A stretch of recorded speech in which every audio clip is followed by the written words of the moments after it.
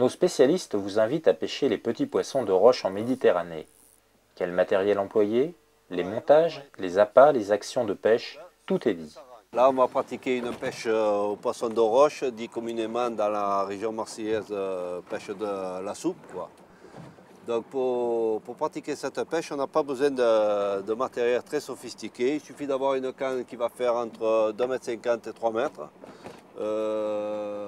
très souple, très légère, à petit prix, avec un moulinet traditionnel. Donc c'est un ensemble qui va, disons, aux alentours de 60 € gros maximum, on peut pratiquer cette pêche.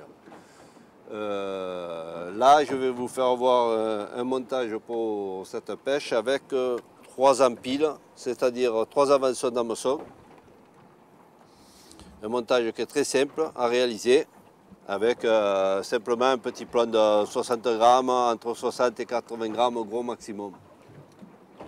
Voilà, on va pêcher avec des hameçons qui vont commencer, disons, à la taille du numéro 14 jusqu'à 10, gros maximum pour cette pêche de roche, parce qu'on a affaire à des petits poissons quand même, style girelle, roucau, saran, les poissons dits de Méditerranée qui nous servent pour faire notre fameuse soupe de poisson et le fond de la bouillabaisse surtout. C'est une pêche qui est très pratiquée dans le Midi, qui est à la portée de tout le monde, que ce soit à la canne ou plus communément à la palangrotte, c'est-à-dire sans canne à pêche dans les mains, simplement une longueur de fil et le même montage que l'on va utiliser. Ensuite, mon ami André, qui est un compétiteur de haut niveau, va vous faire voir des montages un petit peu plus sophistiqués, avec des perles, des rotoperles, des gaines de protection au niveau des hameçons, sur les palettes des hameçons. Là, il est en train de finir son montage, là. Et vous allez voir que ça n'a rien à voir avec un simple montage comme celui-ci. Alors je vais vous présenter mon matériel. Par rapport à Jean-Claude qui vous a présenté le sien, le mien est un peu plus sophistiqué. Alors je vais vous présenter ma canne à pêche, qui est une canne toute simple, télescopique, 3 mètres. Une canne à buscle, le bout, vous voyez le bout, il est extrêmement sensible. Avec un moulinet. Et mon moulinet est équipé avec de la tresse. La touche est répercutée sur le bout de la canne beaucoup plus facilement que le fil. Parce que le fil de pêche traditionnel a tendance à s'allonger un petit peu.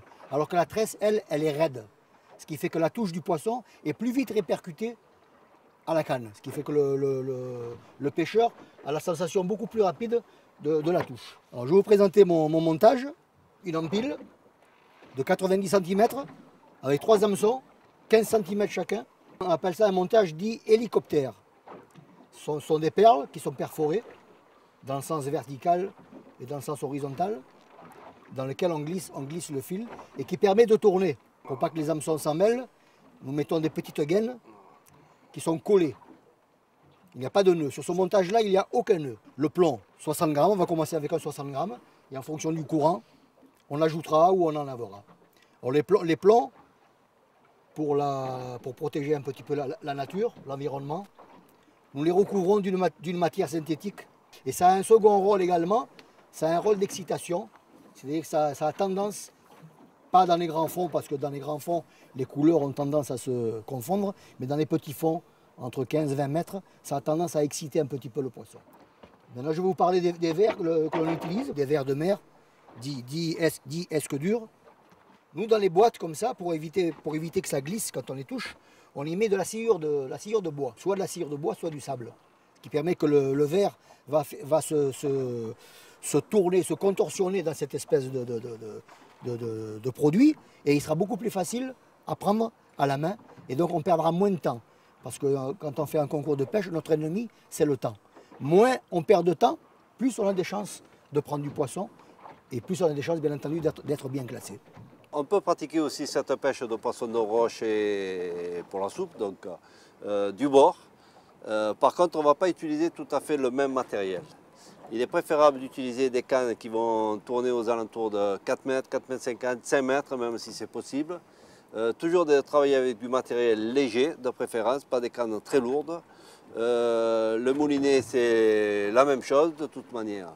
La seule différence, c'est qu'il est préférable de mettre des petits plombs parce que il va y avoir le phénomène, on ne peut pas monter à la verticale, donc en ramenant le poisson, on risque d'enraguer et de casser systématiquement.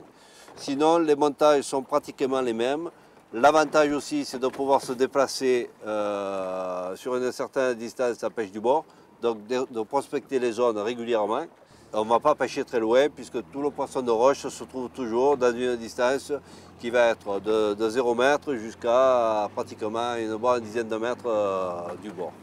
Et on va prospecter cette zone-là régulièrement en faisant des petits jets simplement, sans avoir à porter le plomb à 50 ou 60 mètres, ça ne sert à rien.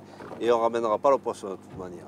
Sur des petits fonds, et on va travailler sur des profondeurs qui vont être de 1 mètre, 2 mètres de profondeur jusqu'à une dizaine de mètres de fond.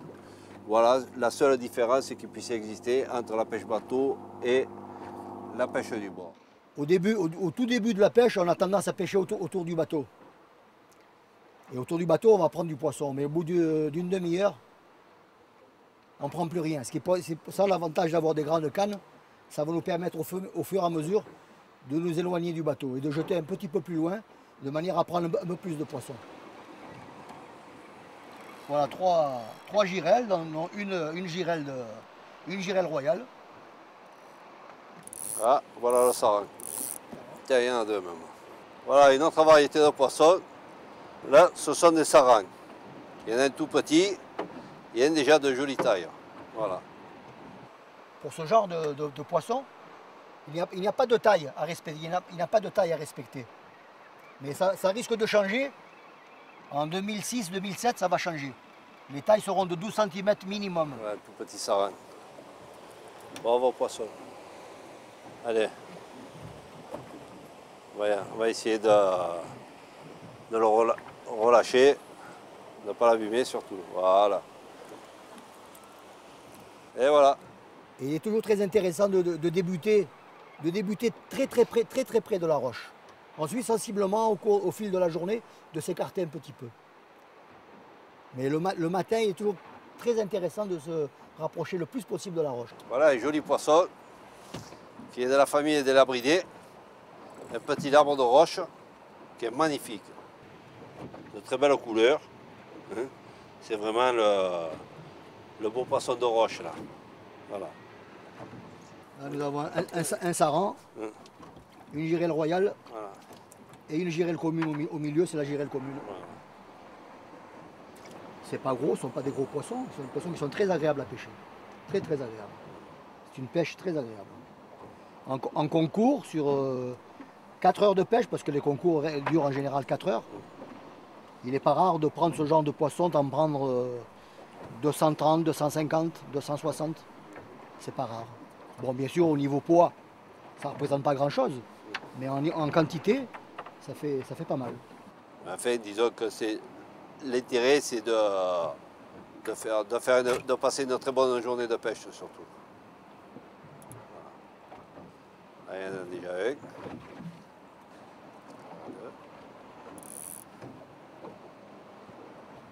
On va essayer de faire un troisième, un triplé.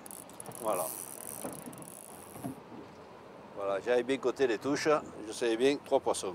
Voilà. Les 3 belles girelles royales. Il ne faut jamais laisser le plomb et les hameçons inertes. Il est toujours conseillé de faire des petits mouvements du bas vers le haut pour exciter le poisson, de manière à ce qu'il vienne plus facilement sur l'appât. C'est une méthode également. Hein. Ce que vous avez pu constater depuis tout à l'heure, que malgré tout, avec des montages très simples, je veux dire, hein, qui ne sont pas faits pour la compétition, on est capable de prendre 2-3 poissons régulièrement. 2 jolis sarans, un petit labre, on appelle communément un gendarme. Voilà une partie de pêche sympathique. Voilà. On vous a fait voir quelques petits trucs, quelques petits secrets, la façon de faire à Marseille. Voilà. On espère que vous gardez un beau souvenir de cette matinée, Voilà. qui a été un petit peu gâchée par le vent, mais bon. Ça arrive souvent dans la région marseillaise, malheureusement. Il faut laisser toutes ces chances aux poissons aussi. Hein. Une variété des poissons de roche que l'on trouve en Méditerranée. Surtout le poteau méditerranéen, c'est pratiquement tout le monde qui pratique cette pêche à peu de frais. soit avec une palangre, soit à la canne comme nous l'avons fait ce matin. Et ça demande très peu de moyens et par contre beaucoup de plaisir à l'arrivée.